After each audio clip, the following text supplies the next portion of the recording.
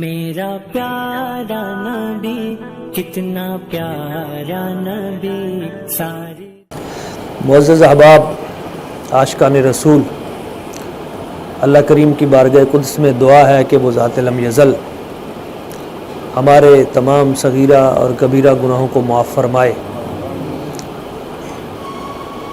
ہمارے آج کے اس پروگرام کو اپنی بارگاہ اقدس میں شرف قبولیت عطا فرمائے۔ آج چونکہ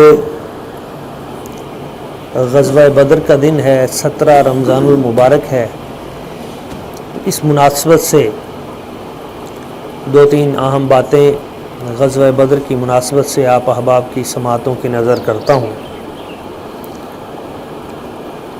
اللہ کریم کی ذات ببرکات نے قرآن مجید میں ارشاد فرمایا تھا، کم من فئۃ قلیلۃ غلبت فئۃ کثیرۃ بإذن اللہ۔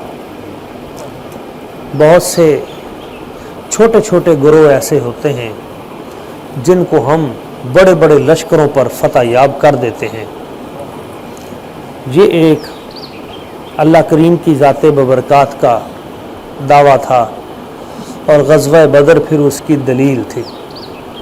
اللہ کریم نے پہلے فرمایا کہ ہم یوں کر دیتے ہیں، اور پھر بدر میں کر کے دکھا دیا کہ یہ دیکھ لیں، ایک طرف 313 ہیں اور دوسری طرف 1000 کا لشکر ہے۔ مسلمان 313 تھے اور ادھر کفار 1000 کے لگ بھگ تھے، اور ان کے پاس اسلحہ بھی تھا، ان کے پاس گھوڑے بھی تھے، اونٹ بھی تھے، اور بھی بہت سارے لوازمات تھے۔ اور اس طرف کیا کچھ تھا تو وہ سارے کا سارا بیان کرتے ہوئے حضرت حفیظ جلندری کہتے ہیں، تھے ان کے پاس 2 گھوڑے، 6 زرہیں، 8 شمشیریں، پلٹنے آئے تھے یہ لوگ دنیا بھر کی تقدیریں۔ ان کے پاس کل سرمایہ یہ تھا۔ دوسری طرف مادیت تھی، اس طرف روحانیت تھی۔ مادیت و روحانیت کی یہ جنگ تھی۔ ایک طرف ہر طرح کا اسلحہ موجود تھا، اور دوسری طرف یہ لشکر اپنی فطرت میں انوکھا تھا، نرالا تھا کہ اس لشکر کا افسر ایک کالی کملی والا تھا۔ ادھر جو بھروسہ تھا وہ نبی پاک صلی اللہ علیہ وآلہ وسلم کی ذات پہ تھا، اور اس طرف جو بھروسہ تھا وہ قوت و طاقت اور اسلحے پہ تھا۔ دراصل ایک قافلہ اہل مکہ کا تجارتی قافلہ وہ واپس آ رہا تھا ملک شام سے۔ جب آپ علیہ الصلوۃ والسلام کو خبر ملی تو آپ نے فرمایا کہ اس قافلے کو پکڑنا چاہیے، کیونکہ مکے سے جو لوگ ہجرت کر کے مدینہ میں آئے تو مکے والوں نے ظلم کرتے ہوئے ان لوگوں کے مکانات پہ قبضہ کر لیا، ان کی جائیدادیں چھین لی، ان کے پیسے اور ان کے قرضے ہڑپ کر گئے۔ تو جب ان سے کہا گیا کہ تم نے مکان بھی چھین لیے اور گھروں کے سامان بھی اٹھا لیے اور پیسے بھی پکڑ لیے، تو انہوں نے کہا ہم نے تمہیں کب کہا تھا کہ تم مکہ چھوڑ کے جاؤ گے تو ساری جائیداد سے ہاتھ دھو بیٹھو گے۔ اب وقت آ گیا تھا کہ انہوں نے جو ظلم و ستم کیے تھے ان کا بدلہ لیا جائے۔ تو حضور نے فرمایا جنہوں نے تمہارے ساتھ یہ زیادتی کی ہے اب ان کا قافلہ گزرنے والا ہے، اس قافلے کو پکڑو اور اپنا حساب پورا کرو۔ اس قافلے کے لیے مسلمان نکلے، جنگ کے لیے تو نکلے ہی نہیں تھے۔ مدینہ طیبہ سے جو لوگ نکلے تھے تو وہ اس بنیاد پہ نکلے تھے کہ وہاں سے قافلہ گزر رہا ہے، اس قافلے کو روکنا ہے، یعنی یہی تیاری تھی۔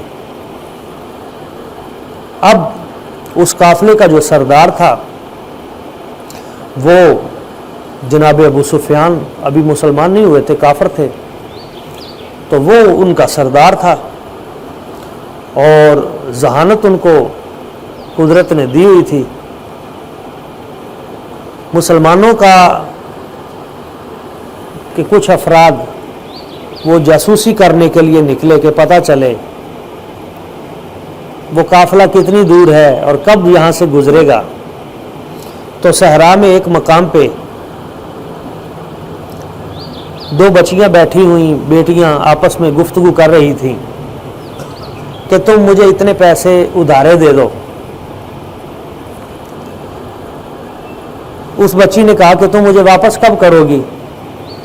تو اس نے کہا کہ پرسوں تک وہ قافلہ آ جائے گا تو میں اس قافلے میں ان لوگوں کی خدمت کر کے جو پیسے ملیں گے میں پھر تجھے واپس دے دوں گی۔ تو یہ جو حضور کے بندے چھوڑے ہوئے گئے تھے ان کو پتہ چل گیا کہ پرسوں تک قافلہ یہاں پہنچ جائے گا۔ اب ادھر سے تیاری شروع ہو گئی۔ اس کو پتہ چل گیا، کیسے ذہین لوگ تھے، وہ تھوڑا وقت سے پہلے پہنچے اور وہاں پہ اس نے اونٹ کی جو نجاست ہوتی ہے وہ دیکھی، تو انہوں نے اس میں سے جب گٹھلی نکال کے دیکھی تو گٹھلی دیکھ کے کہہ دیا ابو سفیان نے کہ یہ گٹھلی تو مدینے کی کھجور کی ہے، اور مدینے والے جو ہیں وہ یہاں کیسے پہنچے؟ اس کا مطلب ہے کہ ہمارا قافلہ لوٹنے کے لیے لوگ پہنچنے والے ہیں۔ اس سے ان کی ذہانت و فطانت کا اندازہ آپ کو ہو گیا ہوگا کہ وہ کتنے ذہین لوگ تھے۔ اسی وقت اس نے بندے دوڑا دیے، پتہ چل گیا، مکہ والوں کو بھی پتہ چل گیا، کافروں کو پتہ چل گیا کہ ہمارے قافلے کے پیچھے مسلمان۔ ابو سفیان نے وہ قافلہ وہیں سے واپس موڑا اور دریا کی طرف سے ہوتا ہوا سمندر کے راستے وہ دور دراز کا راستہ اختیار کر کے وہ واپس نکل گیا۔ مسلمانوں کا لشکر نکل چکا تھا۔ اب جب چلتے چلتے چلتے اللہ تعالیٰ فرماتا ہے کہ تم نکلے تو کسی اور لشکر کی تلاش میں تھے تو رب نے تمہیں اس سے بہتر جگہ عطا کر دی۔ کیا کہ وہاں پکڑ کے تم قافلے سے، اس کی بجائے اللہ تعالیٰ نے تمہیں کفر کے سامنے کھڑا کر دیا اور پھر ان کو ذلت میں شکست دے کر ان کا مال تمہیں عطا کر دیا۔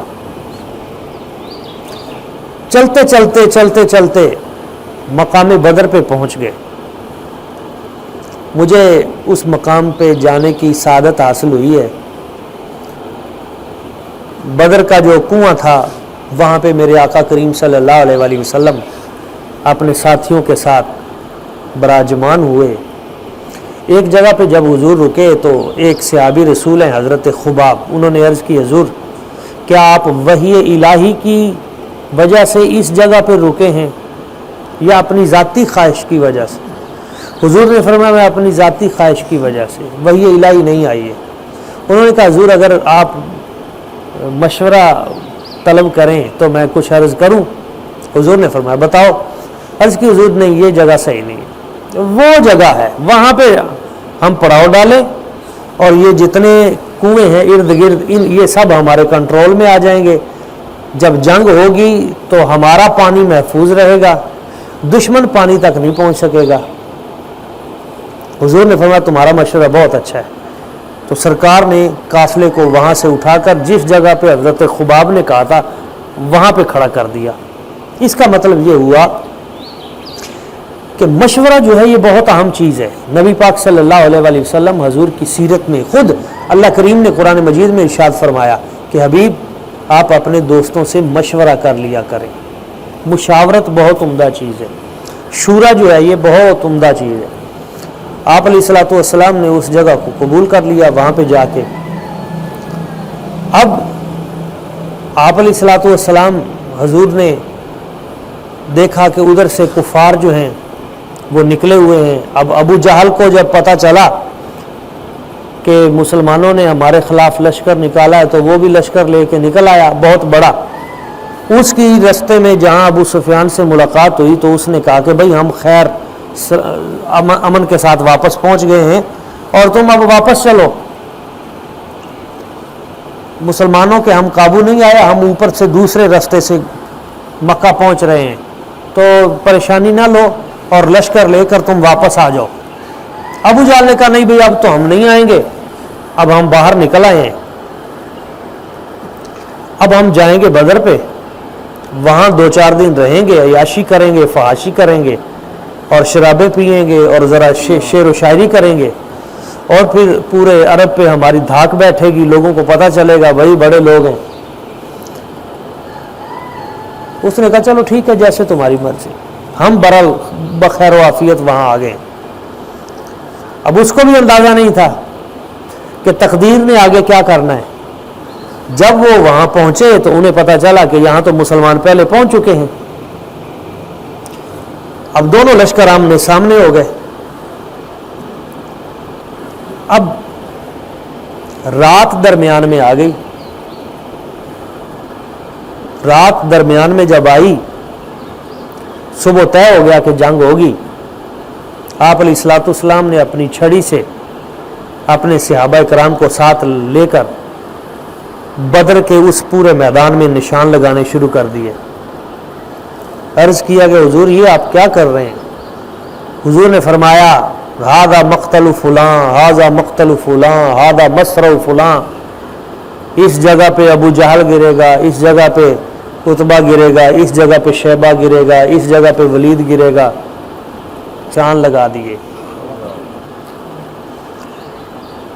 صحابی رسول بیان فرماتے ہیں 1 انچ بھی اگلے دن کوئی بندہ ادھر ادھر نہیں گرا. جس جگہ حضور نے نشان لگائے وہیں پہ گرے. 2 چیزیں تھیں, ایک تو حضور کی زبان مبارک سے جو نکلا رب نے ویسے ہی کیا. دوسرا تھا حضور نے اپنے 313 جوانوں کو یہ نفسیاتی طور پہ ان کو اس بات پہ پختہ کر دیا تھا کہ کل کی فتح تمہاری ہے. نشان لگا کر نفسیاتی طور پہ حضور نے ان کو مضبوط کر دیا, فتح بھائی تمہاری ہے. رات کو کیا ہوا؟ میں آج رات تہجد کے وقت سوچ رہا تھا غزوہ بدر کا فلسفہ کیا ہے, تو ایک بات میرے ذہن میں آئی, وہ میں آپ سے شیئر کرتا ہوں. بدر کا فلسفہ مجھے تو یہ نظر آیا کہ اس رات نبی پاک صلی اللہ علیہ وسلم ساری رات روتے رہے, عاجزی کرتے رہے, انکساری کرتے رہے, تضرع آہوزاری کرتے رہے, سجدے میں رہے اور بار بار رب سے دعا مانگتے رہے, الہی خیر فرما, اس لشکر کی حفاظت فرما, ان کو فتح عطا فرما.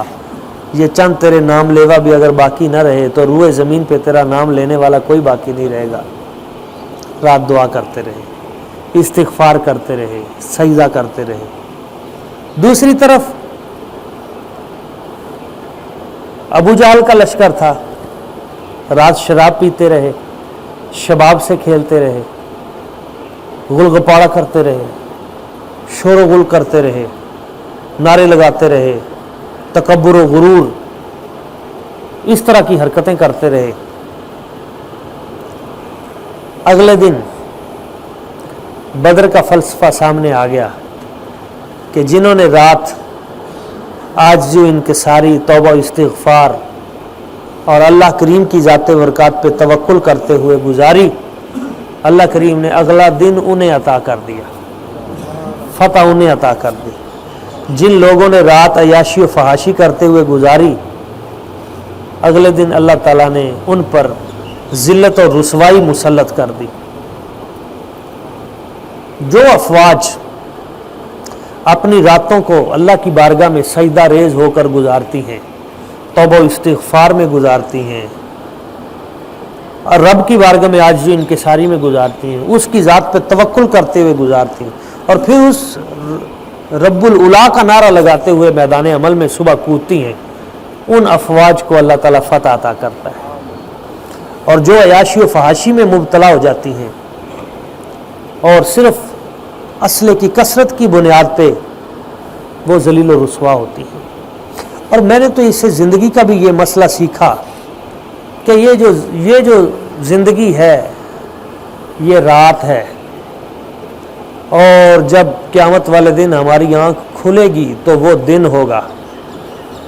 یہ جو زندگی کی رات ہے، یہ جو عاجزی، انکساری، تبرع، رب کی بارگاہ میں تضرع اور اس کی ذات پہ توکل کرتے ہوئے، روتے ہوئے اس کی بارگاہ میں سر بسجود ہوتے ہوئے یہ زندگی کی رات گزار دے گا، قیامت والے دن بدر کا دن جب طلوع ہوگا تو اللہ تعالیٰ پھر اسے فتح عطا کر دے گا، اللہ تعالیٰ اس وجود کو کامیابی عطا کر دے گا، اس کو جنت عطا کر دے گا۔ اور یہ جو اس دنیا کی سیاہ رات میں عیاشی و فحاشی کرتے ہوئے، ظلم و ستم کرتے ہوئے اور ابو جہل جیسے افعال کرتے ہوئے گزار دے گا، تو پھر قیامت والی صبح جو ہے اس کے لیے وہ ذلت و رسوائی لے کے آئے گی۔ یہ ہمیں سبق اس سے حاصل ہوتا ہے۔ معزز احباب، نبی پاک صلی اللہ علیہ وسلم نے دعا کی تھی، یا اللہ یہ جو میرے ساتھ آئے ہیں یہ پیدل آئے ہیں، ان کو سواری دے دے۔ 3 دعائیں کی تھی، یہ جو میرے ساتھ آئے ہیں پیدل آئے ہیں، یا اللہ ان کو سواری دے دے۔ یا اللہ جو میرے ساتھ آئے ہیں ان کو لباس عطا کر دے۔ یا اللہ جو میرے ساتھ آئے ہیں فقیر ہیں، ان کی بھوک کو ختم کر دے، انہیں اپنی بارگاہ سے غنی کر دے۔ صحابی رسول بیان کرتے ہیں یہ جو 3 دعائیں حضور نے کی تھی، ہم پیدل آئے تھے مگر ہم میں سے اگلے دن جب گھر کو جانے لگے مدینہ طیبہ تو ہم میں سے ہر بندے کے پاس 2 سواریاں تھیں۔ حضور نے ایک مانگی تھی، 2 رب نے عطا کر۔ ہمارے پاس لباس نہیں تھے اچھے، اگلے دن ہمارے پاس لباس تھے، اور ہم فقر و فاقہ کی کیفیت میں آئے تھے، روزے رکھے ہوئے تھے، کھجور سے گزارا تھا، اور اگلے دن اللہ کریم کی ذات و برکات نے سب کو مالا مال کر دیا۔ نبی پاک صلی اللہ علیہ وسلم کی اتباع میں آج بھی اگر کوئی میدان عمل میں نکلے تو حضور کی اس دعا کے تصدق سے آج بھی اللہ تعالیٰ اسے یہ 3 برکتیں عطا فرما دیتا ہے۔ اور یہ جو اصحاب بدر ہیں 313 یا 14 لوگ، ان کے نام موجود ہیں۔ ایک میں آپ کو روحانی نسخہ بھی بتا دیتا ہوں، اصحاب بدر کے نام آپ سامنے رکھ لیں، اور کچھ ہو سکے نہ ہو سکے، باقی معمول اپنے جاری رکھیں۔ اصحاب بدر کے نام شروع سے لے کر حضرت صدیق اکبر سے لے کر آخری 313 نمبر پہ جو صحابی ہیں ان کے وہ سارے نام ایک مرتبہ پڑھ لیں، اور پڑھ کر آپ جو دعا کریں گے اللہ تعالیٰ اس ناموں کی برکت سے اس دعا کو قبول فرماتا ہے۔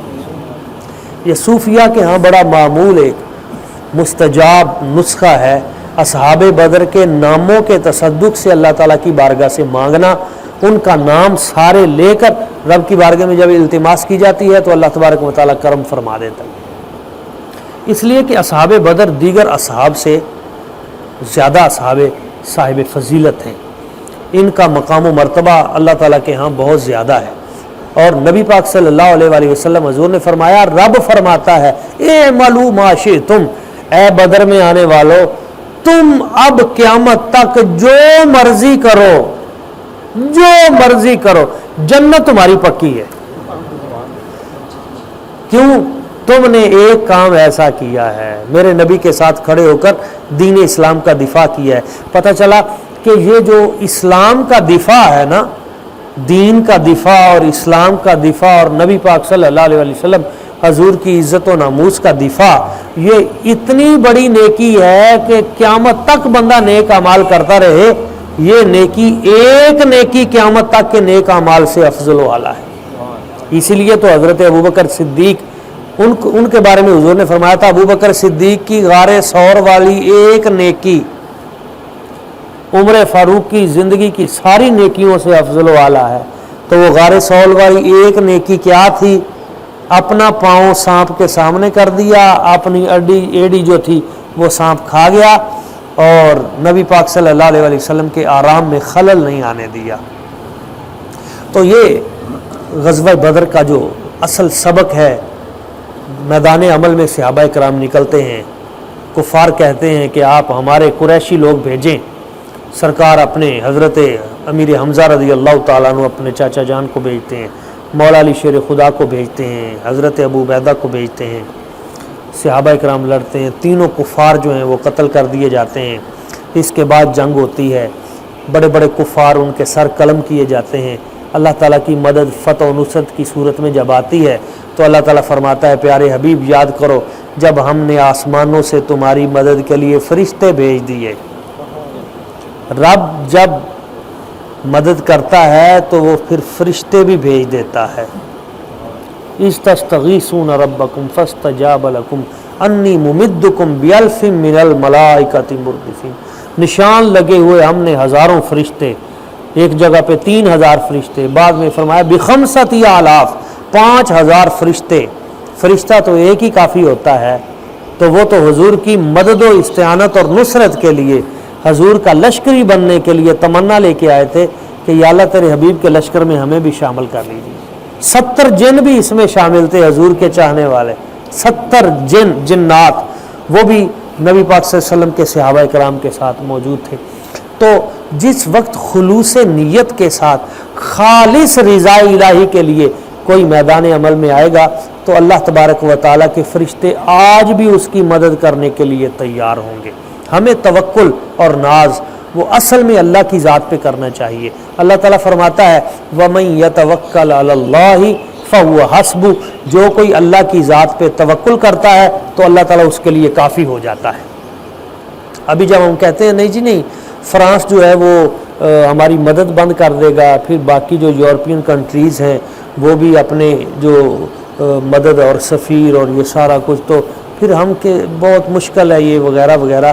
तो जब हमने अपनी मदद और अपने तमाम तर ताउन की बुनियाद ही यहूद व नसारा की मदद पे रखी हो तो वहाँ खैर खाई और बरकत कहाँ से आएगी। 313 हो और उनके पास कुछ भी ना हो और आगे हज़ारों का लश्कर हो और फिर अल्लाह करीम की ज़ाते बरक़ात पे जब तवक्कुल हो तो फिर फरिश्तों की मदद आती है, फिर जन्नत के दरवाज़े खुलते हैं, फिर अल्लाह ताला मुआशी हालात बेहतर करता है, फिर अल्लाह ताला मुसलमानों को फ़तह व नुसरत अता करता है, फिर कैसर व किसरा के जो ताज हैं वो मुसलमानों के कदम तले अल्लाह ताला वो रुंदवा के बता देता है कि जब कोई मेरी ज़ात पे तवक्कुल करता है तो मैं उसकी मदद यूँ करता हूँ।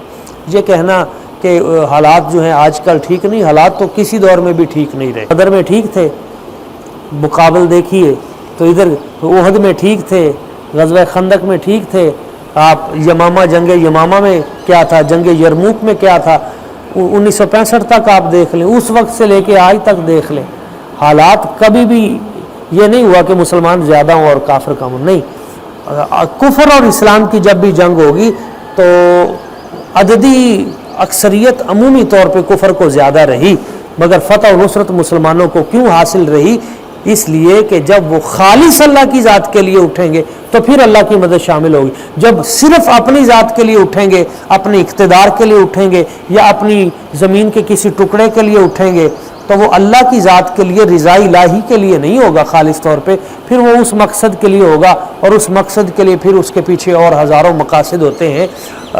उतर सकते हैं गर्दों से कतार अंदर कतार। अब भी वो जो फरिश्ते नुसरत को उतरते हैं वो तो सिर्फ खालिस अल्लाह की रज़ा के लिए जब कोई अमल किया जाए तो फिर फरिश्ते नुसरत के लिए उतरते। मैं अपनी गुफ्तगू समेटते हुए यह करना चाहूँगा कि 70 कुफार कत्ल हुए, इसके लगभग गिरफ़्तार हुए और मदीना तैयबा में जब आ गए, अब बदर में ये था कि जो सामने आता था तो उसकी तह तेक कर दिया जाता था, मगर जब इनको गिरफ़्तार करके मदीना तैयबा में लाया गया तो मेरे आका करीम सल्लल्लाहु अलैहि वसल्लम हुज़ूर ने फरमाया इनके साथ हुस्न सलूक करो, ये तुम्हारे कैदी हैं, इनके साथ हुस्न सलूक करो क़यामत तक के लिए।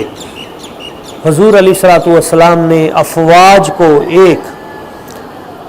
एक ऐसा खूबसूरत ज़ाब्ता हयात दे दिया, निज़ाम दे दिया कि जंगी कैदी जो हैं उनके साथ आपने अच्छा सलूक करना है। जितने जंगी कैदी थे उनको कपड़े पहनाए गए, लिबास दिए गए, उनको सहाबा कराम खुद भूखा रहते थे, अपने अपने कैदी को खाना खिलाते थे। उस हुस्न सलूक की वजह से हुक्म मिला कि अब इनका क्या कीजिए, तो दो ऑप्शन थे, एक कि इन सब को कत्ल कर दें और एक ये था कि इनको छोड़ दिया जाए। सिद्दीक़ अकबर रज़ी अल्लाह तआला अन्हु की राय ये थी कि हुजूर ये अपने ही ताल्लुक़ वाले हैं, मक्के वाले हैं, इनके साथ किसी न किसी जगह से रिश्तेदारी, तो इनको छोड़ दिया जाए, ये दोबारा कलमा शी पढ़ के मुसलमान हो जाएंगे, वापस आ जाएंगे, हमारी तरफ ही आ जाएंगे। सैयदना उमर फारूक जलाली हैं, उन्होंने कहा नहीं हुजूर, इन सब की गर्दनें काटी जाए और जो जिसका रिश्तेदार है वो उसकी गर्दन उतारे। तो आप अलैहिस्सलाम रहीम करीम है, हुजूर ने हज़रत सिद्दीक़ अकबर की बात को, उस मशवरे को कबूल किया और हुजूर अलैहिस्सलाम ने फरमाया जो 10-10 मुसलमानों के बच्चों को सिखा दे लिखना पढ़ना तो हम उसको छोड़ देते हैं फिदिये के तौर पे। सबको छोड़ दिया गया। अल्लाह ताला ने फरमाया हबीब आपने सिद्दीक़ अकबर की बात मानी है, हज़रत उमर फारूक की बात नहीं मानी, चलो हम छोड़ देते हैं, मगर तुम्हारे रब का जो मिजाज है वो उमर फारूक वाला है। तुम कहते हो कि ये थोड़ा सा कुछ दे दूँ के और फिर इस तरह ये मुसलमान हो जाएंगे और फिर, मगर नहीं, अल्लाह ताला फरमाता है मुझ पे तवक्कुल रखें, जिनको मैंने कलमा की दौलत देनी है वो मैंने देनी है। तो हबीब आपके यार हज़रत उमर फारूक ने जो कहा था ना, आपके रब का हुक्म यही था, असल में रब का मिजाज ये था कि इन लोगों का इलाज ये किया जाए जिन्होंने आपके साथ इतना जुल्म और सितम किया, आपको तकलीफ़ें दी और आपके सहाबा कराम को मक्का में से तंग करके निकाला। तो मनशाए खुदावंदी ये थी कि इनके साथ ये किया जाए, मगर है हबीब चूँकि अब आपने ये फ़ैसला कर दिया है तो आपका ये फ़ैसला हमें कबूल है। ये भी कुरान मजीद में मौजूद है। तो आप अलैहिस्सलाम ने उनके साथ फिर नरमी और शफ़क़त का सलूक किया और हुजूर ने रात को जिस वक्त देखा तो उनको जो बांधा हुआ था तो सरकार ने फरमाया इनके कराहने से मुझे तकलीफ़ होती है, इनकी रस्सियाँ ढीली कर दो। उनकी रस्सियाँ ढीली कर दी गई। हुजूर के अखलाक हसना से वो लोग मुसलमान हुए। क़यामत तक ग़ज़वा बदर का पैगाम पूरी दुनिया पे आम है। मुसलमानों के लिए इसमें एक हौसले का पैगाम है कि कभी भी मायूस नहीं होना, कभी भी आप हालात की तलखियों और सख्तियों की वजह से अपने हकीकी मिशन इस्लाम, कुरान, दीन, नमाज, रोज़ा, इन चीज़ों से कभी भी पीछे नहीं हटना, बल्कि हर हाल में मुश्किल तरीन हालात में भी अल्लाह और उसके रसूल के साथ अपनी वाबस्तगी को मजबूत रखना है। और जो अल्लाह और उसके रसूल के साथ अपने आप को वाबस्ता रखता है, अल्लाह ताला इस दुनिया में भी उसे सुरखरू करता है, कब्र व आखिरत में भी उसे सुरखरू करता है। अल्लाह करीम की बारगाह कुद्स में दुआ है जो चंद बातें मैंने पेश की, हमें समझने की, इन बातों पर अमल करने की, आगे पहुँचाने की तौफीक और सआदत अता।